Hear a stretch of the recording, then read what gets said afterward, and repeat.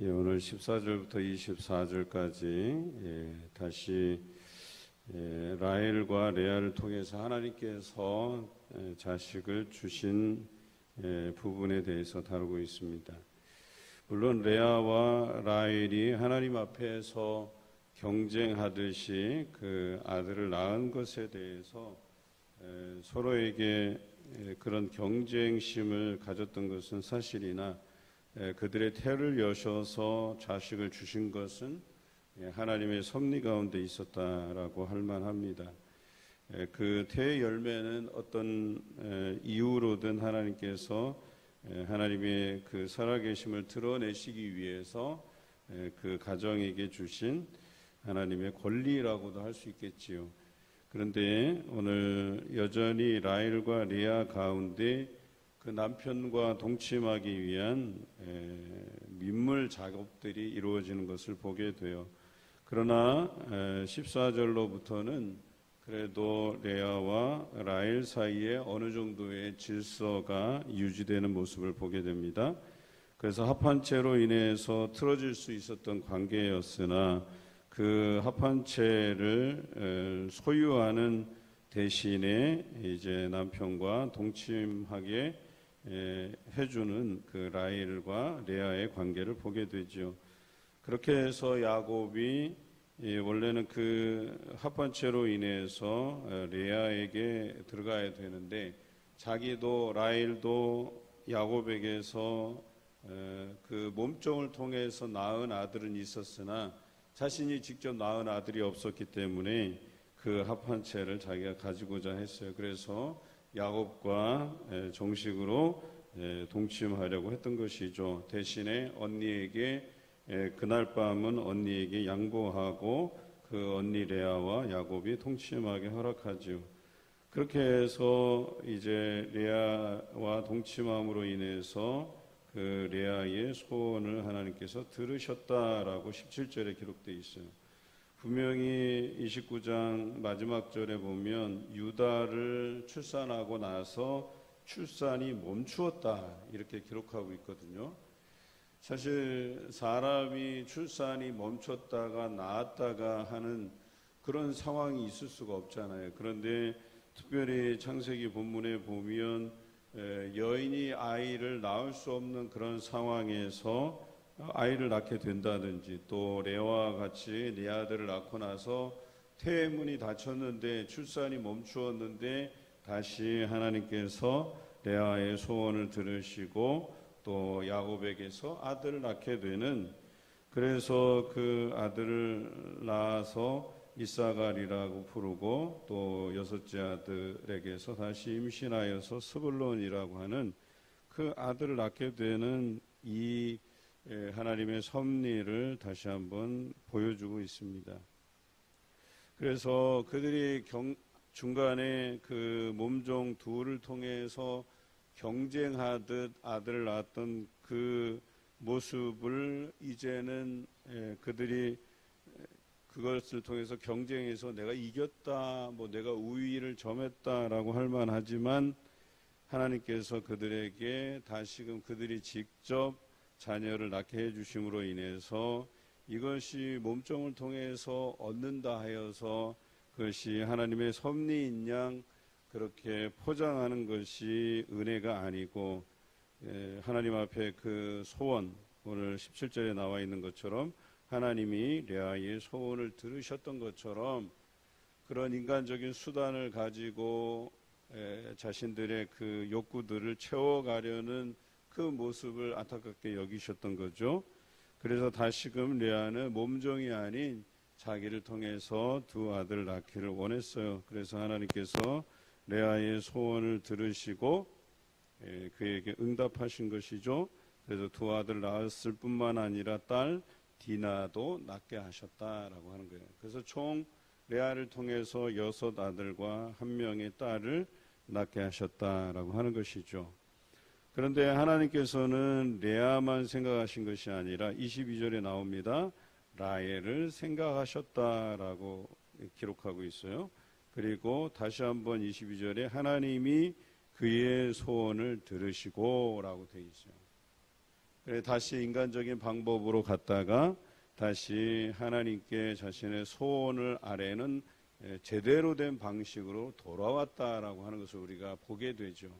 그렇습니다. 우리가 하나님 앞에 인간적인 수단과 방법을 쓸 때가 있어요. 하나님께 의지하지 않고 자신의 인간적인 수단을 통해서 자신의 욕망을 채우려고 하고 자신이 누군가보다 더 앞선다고 생각하고 그 생각이 더 옳다고 하는 것을 주장하려고 하는 그런 경험이 우리에게 있다는 거예요. 그러나 그것이 하나님의 섭리가 아니라는 것을 깨닫고 다시 하나님 앞에 자신의 소원을 아뢰는 다시 하나님께서 원하시는 방식으로 돌아왔다라고 하는 것이 중요합니다. 그런데 레아의 그 모습을 보고 라헬도 어찌했냐. 레아가 그토록 소원했던 태의 문이 닫힌 줄 알았는데 다시 하나님께 간구하고 소원하니까 하나님께서 그의 기도를 들으시고 그에게서 두 아들을 더 주시고 하나의 딸을 더 주셨던 것처럼 라헬도 이제 좋은 영향을 다시 한번 받아서 하나님에게 그 소원을 아뢰게 되었다라고 하는 것을 의미하죠.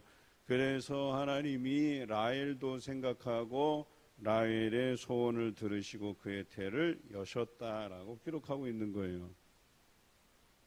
앞에서는 몸종을 통해서 자녀를 낳는 안 좋은 방법을 선택한 것에 대해 인간적인 방법을 선택한 것에 대해서 물론 하나님께서 그 몸종을 통하여서도 자녀를 주셨지만 그것이 그에게 합당한 자세는 아니었다는 것이죠.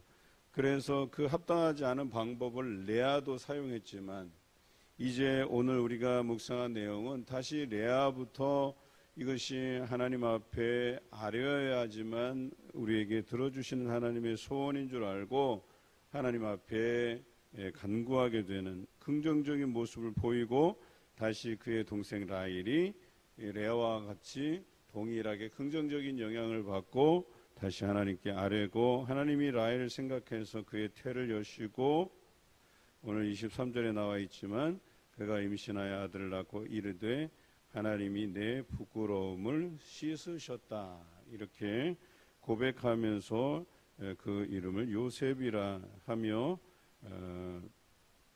이렇게 이름 지었던 것을 보게 되죠. 그리고 다시 24절 이렇게 표현합니다. 다시 다른 아들을 내게 더하시기를 원하노라 하였더라 그랬어요. 이제 온전히 하나님 앞에 제대로 된 모습으로 돌아온 것을 우리가 보게 되죠. 어떻게 우리가 이런 모습으로 다시 돌아올 수 있는가? 그것은 이 된 일을 사람의 모양새로가 아닌 하나님께 간구함을 통해서 이루어지는 이것을 우리로 하여금 깨닫게 하셨다라고 하는 것이죠. 그것이 이제 14절부터 언급된 합한체로 인한 그 갈등을 그들이 어떻게 극복해 가는가, 이 과정에서 그 실타래처럼 얽혀있던 것들이 이제 풀려가는 것들을 보게 되죠. 순리대로 풀려고 하는 거예요. 그래서 그들의 속마음을 이야기하게 되는 거죠. 그 합한체로 인해서 라헬이 서운한 거예요. 그러니까 합한체를 나에게 달라 하고 대신에 오늘은 내가 양보할 테니까 야곱과 언니가 동침하라. 이렇게 해서 서로의 관계가 이렇게 정리되는 것을 보게 되는 거죠. 사실 어려운 문제도 아니었어요. 우리가 읽을 때는 너무나도 간단한 문제예요. 그래서 야곱과 동침할 수 있는 그 권리가 되는 합한체를 정식으로 라헬이 구하고 대신 자신에게 돌아올 그 하루의 날들을 언니에게 양보함으로 인해서 교통정리가 된 거예요. 사실 이게 중요한 거는 순서의 관계이지 이게 뭐 별로 중요한 건 아니잖아요.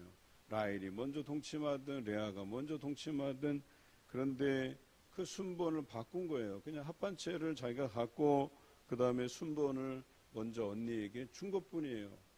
너무나도 간단하게 정리될 문제인데 그 전에 이런 묘한 경쟁 관계가 서로 대화를 통해서 풀어지지 않고 그냥 기분 나쁜 채로 나는 이런 방법을 써서라도 남편의 소유권과 또 그 아들을 낳아주는 것 때문에 그런 주도권을 가지고 싶은 그 생각에 서로가 서로를 등지고 인간적인 방법으로 그렇게 몸종을 통해서 네 아들을 얻었다는 거예요. 둘둘씩.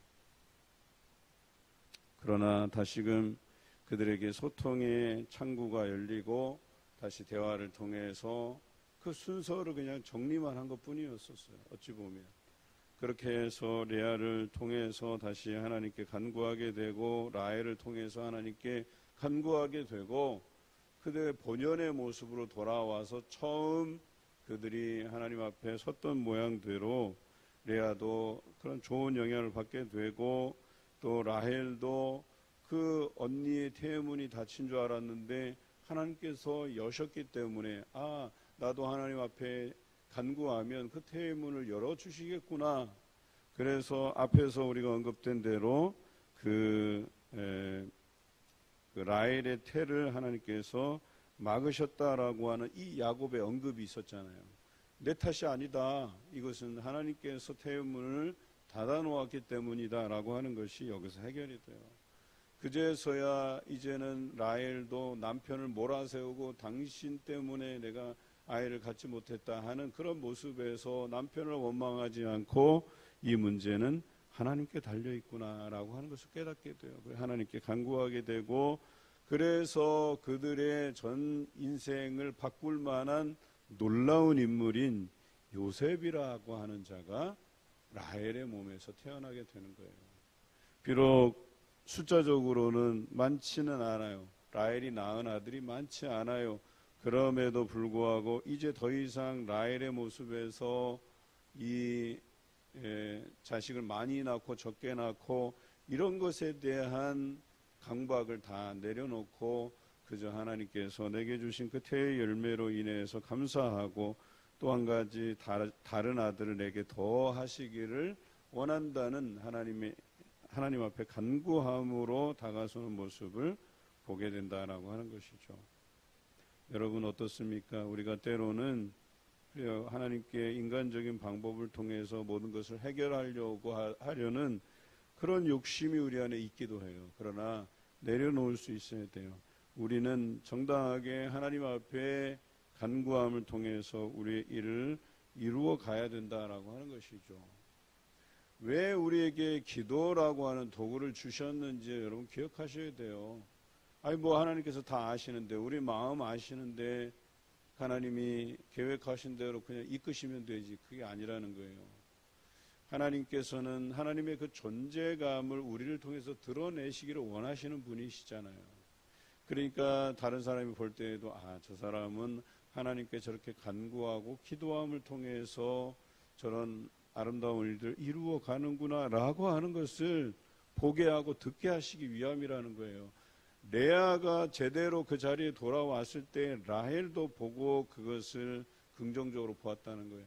처음 레아가 하나님의 간구함을 들었을 때는 레아가 시기 질투가 심해서 그 레아의 긍정적인 면을 보지 못했지만, 그리고 이 라헬의 그 시기나는 것 때문에 레아도 부정적인 영향을 받아서 인간적이 아닌 방법을 택했지만 다시 그들에게 소통의 기회가 생기고 서로 화해하고 그 다음 레아가 하나님께 간구함을 통해서 자식을 얻은 것처럼 태문이 닫혔는 줄 알았는데 다시 열린 것을 보고 라헬이 다시 그의 언니의 긍정적인 모습을 영향을 받아서 하나님께 간구하게 되는, 어찌 보면 과정 안에 약간의 트러블이 있고 약간의 문제가 있었지만 처음 시작과 이 끝이 아름답게 결말지어지는 야곱의 12아들들의 탄생을 이야기하고 있다라고 하는 것이죠.